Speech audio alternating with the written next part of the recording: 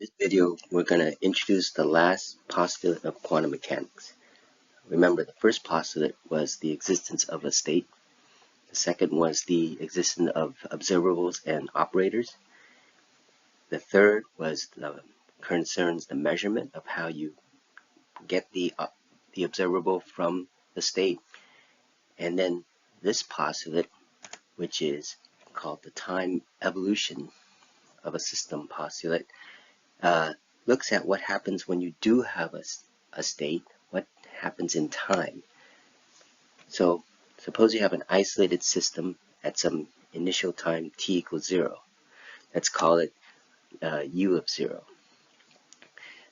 What this postulate says is that u of 0 will evolve continuously and causally in time according to a specific equation. And this is what the equation looks like. The state vector u of t, u as a function of time, is given by the exponential of minus I integral of h hat of t prime integrated over dt prime times the initial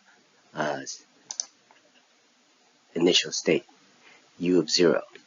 Notice that this here, h hat is the Hamiltonian operator, which we had introduced in a previous lecture. This is the operator that gives you that corresponds to the observable energy. So when you operate on this to a state, it will give you the energy of that state. Also note that this Hamiltonian operator is a function of time, so the Hamiltonian can change. It doesn't have to be constant, and this statement will always be true as a postulate. But we will, for now, to keep it simple, we're going to assume that the Hamiltonian is time independent. It does not depend on time. But all the results and derivations we can, it doesn't have to be that case, but we're just going to make it simple and assume it to be that case. Okay, so if it doesn't depend on time, then this integral, this Hamiltonian just comes out of the integral, and the integral disappears, and u of t will then just be equal to e to the minus I h hat times t over h bar times u of 0. So this is going to be assumed h is time independent, and this is what the final result of what the postulates say. Okay? Now,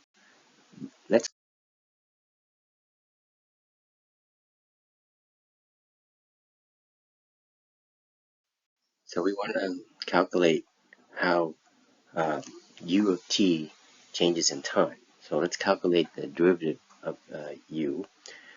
Now it may seem that it's easy to calculate the derivative of u.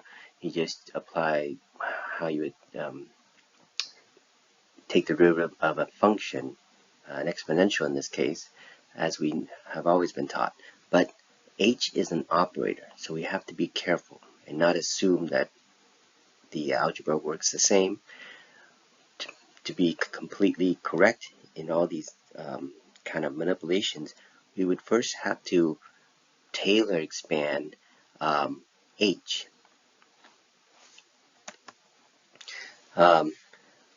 Because then the rules of how we deal with operators becomes more apparent. So to take the derivative of u of t, we first Taylor expand the exponential. It's an infinite sum of operators where the first one, instead of being a 1, it's an identity operator, and then you have minus I over h bar times h hat t, and then basically the second order power, and then the third order Taylor expand like this. And now you would take the derivative of each term with respect to time. Okay, so this one is a constant, so it disappears. This term, when you take it with respect to time, leaves only minus I over h bar times h hat, and this term becomes 2t over 2 factorial, gives you the second term, and so forth and so on. Now you notice that you can factor out and minus I over h bar h hat in each of these terms. And when you do that, you actually recover the exponential again. So this infinite sum becomes the exponential, and you get what you would have expected before. And it's minus I over h bar times h hat times the exponential minus I h t over h bar times u of 0. And we're being careful here because sometimes certain operators, when you expand like this, it would not come out like this because of the certain rules of the operators. So we can clean this up a little bit because this exponential times u of 0 actually gives you u of t, and if we rearrange u of t, basically isolate u of t, bringing the h bar and minus I to the other side, we have h hat times u of t equals I h bar times the derivative of u of t.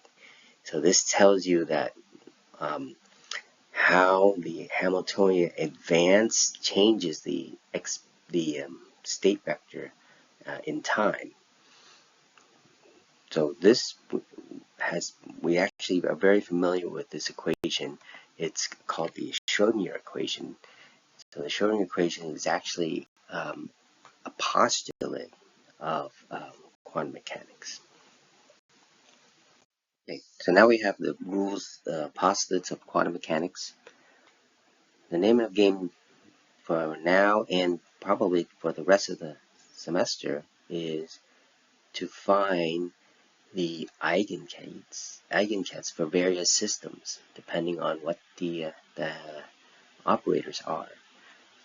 So we could have a free particle, a particle moving in space without any interactions, or you could have a mass on a spring being constrained by a spring force, or you can have a particle that's being confined to be in a box, or maybe confined to be stuck with the nucleus of an atom.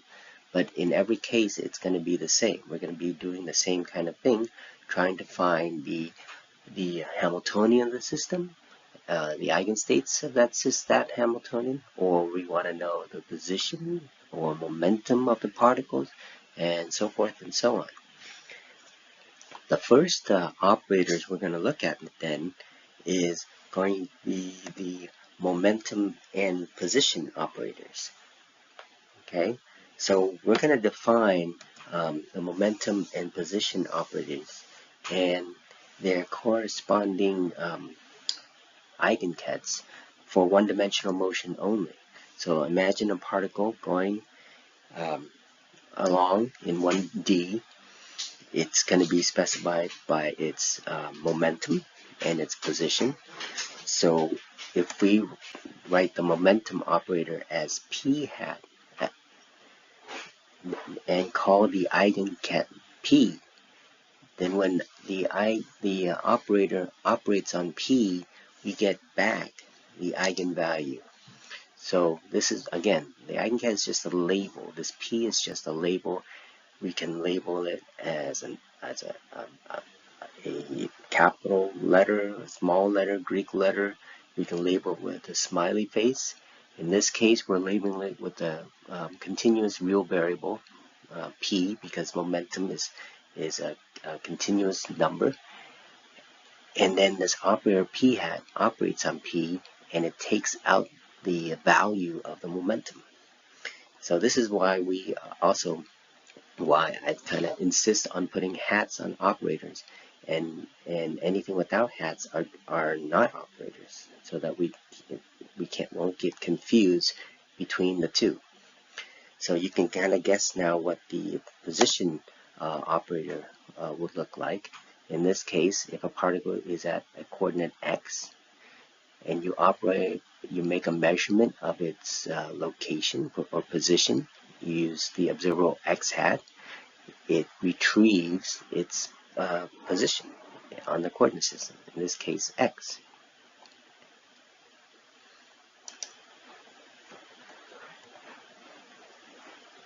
So the eigenvalues of here are x and p are going to be continuous, and we also know that the kets, the eigenkets, form a complete and continuous basis.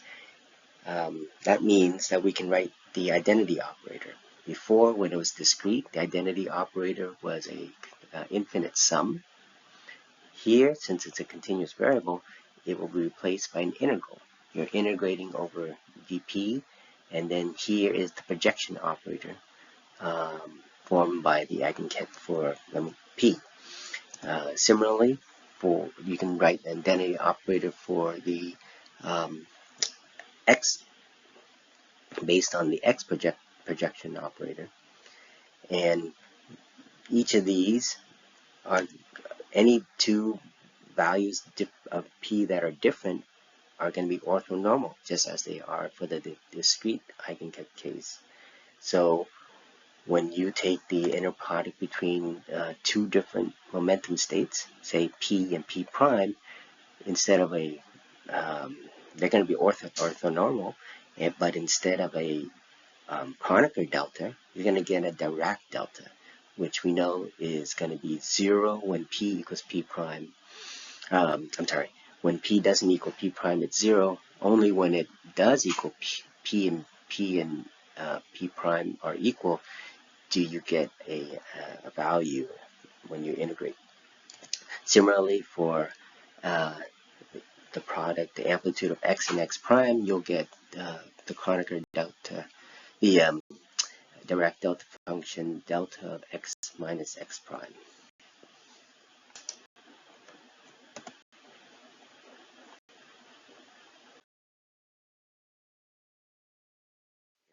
We can then represent any state as a superposition of eigenkates of either p or x.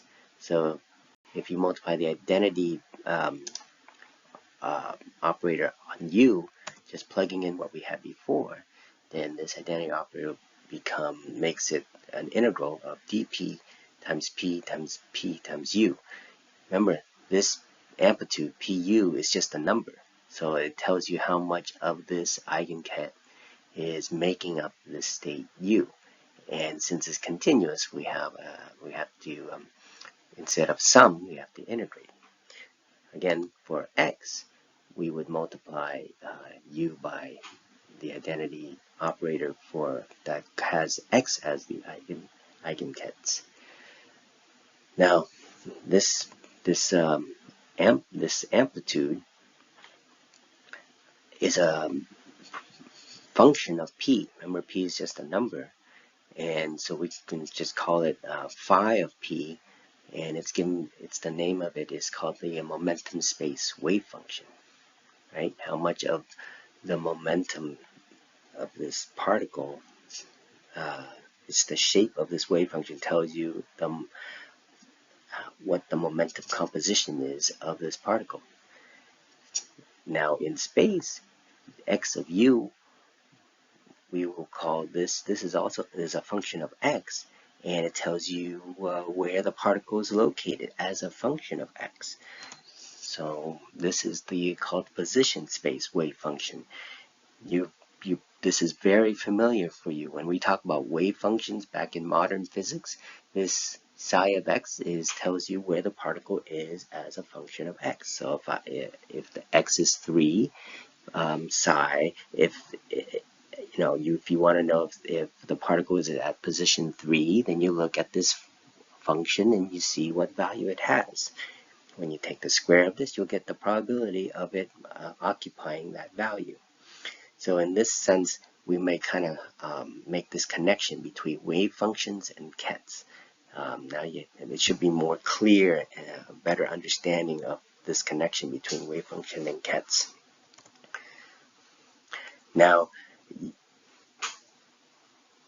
just rewriting x of u, if I multiply on the left of this by x, right? If I multiply on the left of this by x, like here, then that equals x of u, right? Which is psi of x.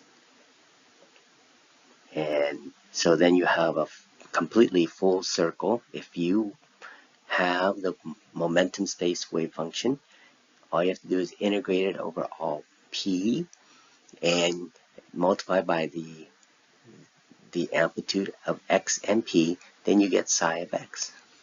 Similarly, if I multiply on the left by p, I'll get the amplitude pu, which is phi of p.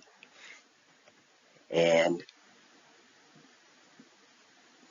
the p will also get left multiplied on this side.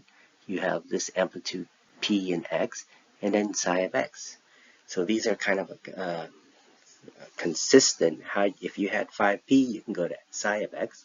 If you have psi of x, you can go to phi of p. The only thing you need to know then is what is the amplitude between x and p. That's the only thing left to know. And if you did know that, then you can go between the two functions. So what is this amplitude xp? We're now going to derive it, but if you don't want to see this derivation, you can skip ahead. But the derivation is actually pretty neat and cool.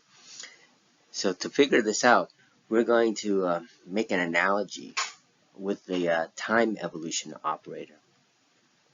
Now, if you recall, the time evolution operator takes a state at time equals 0 and gives you the state at any other time if you know the Hamiltonian. Okay, and this Hamiltonian, again, we're assuming is time independent, but it's going to work for the time dependent case as well. So in this context, the time evolution operator takes a state at t equals 0 and propagates it to a time t. So using this analogy, we construct an operator that moves a state at x, position 0, and moves it to position x. Okay? So again, we're going to start at 0, a state of 0, and move it to a ket that is at x. Now, because of the units of h bar, this operator will have to involve momentum, and we'll call this operator the momentum operator. Okay, so again, by direct analogy, x will be operated on e to the minus I p hat x over h bar at position 0 to give you a new ket at position x. Now we can flip this around, make a bra, in which case you can easily see that this becomes e to the ipx over h bar. And if we take the derivative of this with respect to x, we're going to bring down the I p hat over h bar. And if you had to do this formally, remember we have to expand the exponential out and then do the derivative term by term. Okay, but for now it's going to equal the derivative of bra x with respect to x is going to equal I over h bar times bra x times the p hat operator.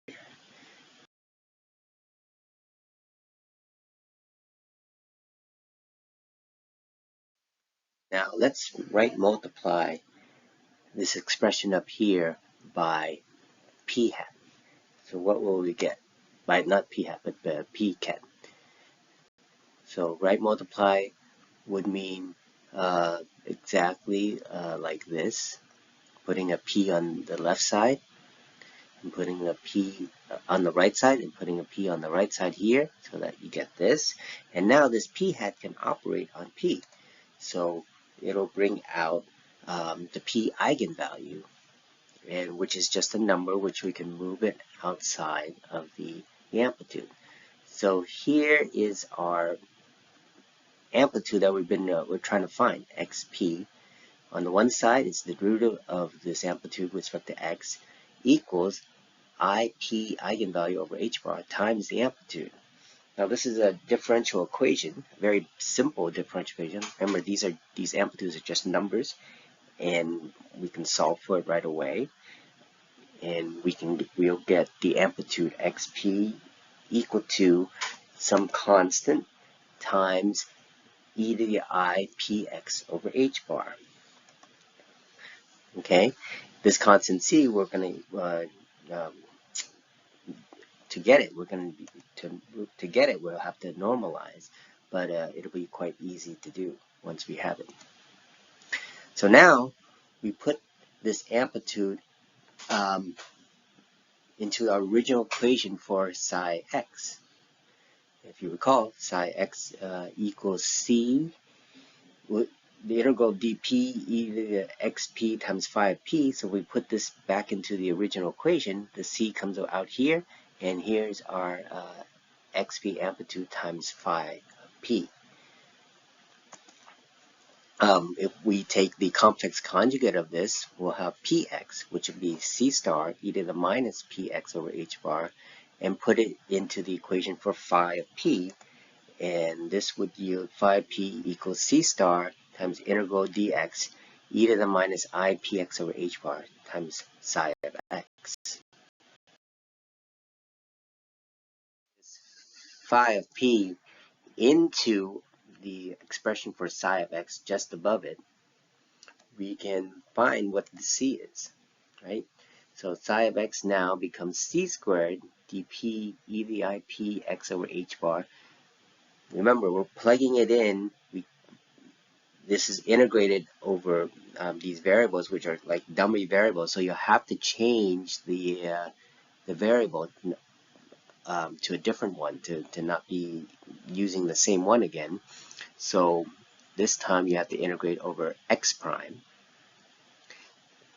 This is our 5p. We just put it in here, and making sure that the variable is not x but x prime, so it doesn't get confused with this variable x. And then we're just going to take the integral, kind of clean it up, put these guys next to each other, I p x minus x prime times psi of x prime. Now if you recognize, you might recognize that this little function right here, from the integral of this to here, is the definition of another definition of the Dirac delta function.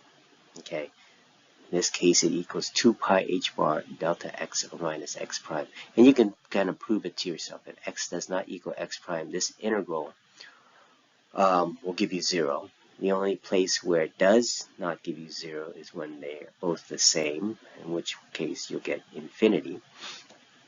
So if you put in the Dirac delta function right here, then you can do this integral, right? Because this integral just becomes psi of x when you integrate over the Dirac delta function. It just becomes psi of x, and now you can solve for c squared, because on one side is psi of x and the other side is psi of x, so this whole thing must be equal to 1. And then you can solve for c, and it equals 1 over square root of 2 pi h bar. Okay, so now we found c, we found the amplitude x of p, so we can kind of summarize. In summary, any state u can be written in terms of the momentum eigenstates. Each one will have an amplitude given by this function phi of p. Conversely, that same state can be rewritten in a different basis, in the position basis, with eigenkets x times the amplitude of how much of the times the wave function psi of x, that tells you how much of this ket x makes up this state. And then we're able to find actually exactly what these 5p and psi of x are, and it turns out that psi of x equals 1 over root 2 pi h bar integral dp e to the I px over h bar times phi of p, and 5p equals 1 over root 2 pi h bar integral with respect to dx of e to the minus I px over h bar times psi of x. You can see the kind of similarity and symmetry between these two. The only difference on one hand, this e to the I px over h bar is positive. For 5p, it's negative. So that's how you go from one to the other. If you have psi of x and you wanted to find 5p, you just do this integral, and vice versa. Now, one might recognize that psi of x and phi of p are what are called Fourier transforms of each other. Okay, Fourier transforms of each other. Fourier transforms are used a lot in wave analysis. They allow you to tell you what the spectral content of a wave is. So let's look at psi of x. So here's a psi of x that's either a sine or cosine function. And what frequencies make up this sine wave? Well, there's only one frequency. And so in momentum space, if you put this in as your psi of x, it'll give you a delta function. Okay, that means that there's only one frequency that makes up this wave function. If your position growth function conversely was a delta function, then in momentum space it would be a sine or a cosine, and it'll be made up of one frequency. Now you can have other wave functions. Let's say you have a top hat where the particle is nowhere except in a small region where it's the same probability. Okay, well, in momentum space, what momenta will have to make up this position wave function, and it would be what's called a sinc function, sine p over p. If you have a Gaussian, if your particle wave function is a Gaussian, it turns out that in momentum space, the wave function is also a Gaussian. So if you do this, you put it into the waveform Fourier transform, you'll get another Gaussian. And lastly, if you have a wave function that's described by what's called a double exponential, that's e to the minus absolute value x, like this, the momentum space wave function that will give you this wave function in space will be given by what's called a Lorentzian, 1 over p squared plus c squared. Okay, so let's look at an example. Let's look at the free particle Hamiltonian. Free particle Hamiltonian is just a particle moving with just kinetic energy, and it's 1/2 mv squared, but written as in terms of momentum, it'll be p squared over 2m. So you just replace the p by an operator p hat squared over 2m. Now, because h hat is a function of p hat, one can easily show that the commutator, which means p hat times h hat minus h hat times p hat equals 0. This means that h and p commute. So when you take h hat p hat times p, it's the same as p hat. There's a typo here. It should be p hat times h hat times p. Okay, it doesn't matter the order in which you do that. If you make a measurement of p and then a measurement of h, you'll the same as measurement of h first and then p. So what we say is that p is an eigenstate of both h and p. It's a simultaneous eigenstate. So in physical reality, the measurement of one does not affect the other. So the eigenstates of p hat are p and minus p, right? When we operate, so p hat acts on plus or minus p, the eigenvalue will be plus or minus p. So if h hat acts on plus or minus p, because it's p hat squared, eigenvalue is going to be p squared over 2m times plus or minus p. This eigenvalue p squared over 2m corresponds to two different eigenstates. So in such a case, we call this Hamiltonian twofold degenerate. These states are twofold degenerate. They have to correspond to the same eigenvalue. So suppose a particle has total energy E naught. Then we can quickly find the momentum. It's going to be P naught equals plus or minus root 2 over ME. This particle is only allowed to move in one dimension, so either to the left or to the right, or it actually can move in a what's called a superposition of both, right? We can have psi, the eigenstate, be the wave function, the wave ket, be plus P naught plus minus P naught. And then when we look at the time evolution operator, how this ket changes in time, we just use the fourth postulate. It's e to the minus I h hat t over h bar, but since h hat is just p hat squared over 2m, it just takes out the eigenvalue p naught and gives us the energy eigenvalue E naught. This energy eigenvalue is the same for both of these states when it operates.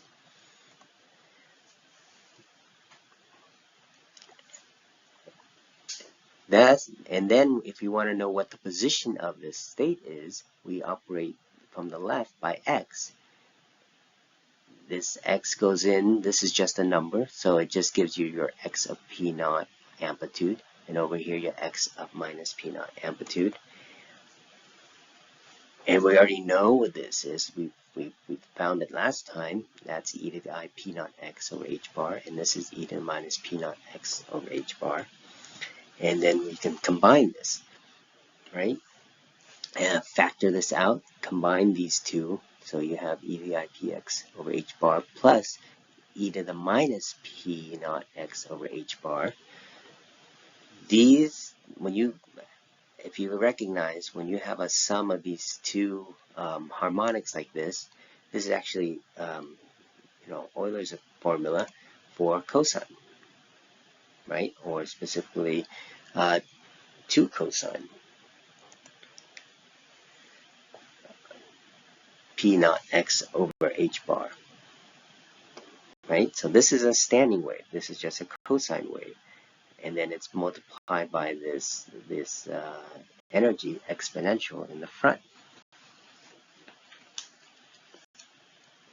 So at the end of the day, we're going to see psi of x of t equal to 2e minus I e naught t over h bar times cosine of p naught x over h bar.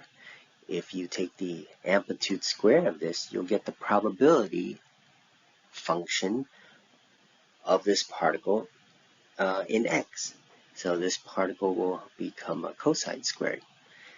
Now, of course, this example cannot represent a real physical system, because when we integrate over all x, we want it to be equal to 1, and this integral will diverge, and so it can't represent a real physical system. But it's a good example to show kind of bringing everything together and give you an understanding of what a wave function is.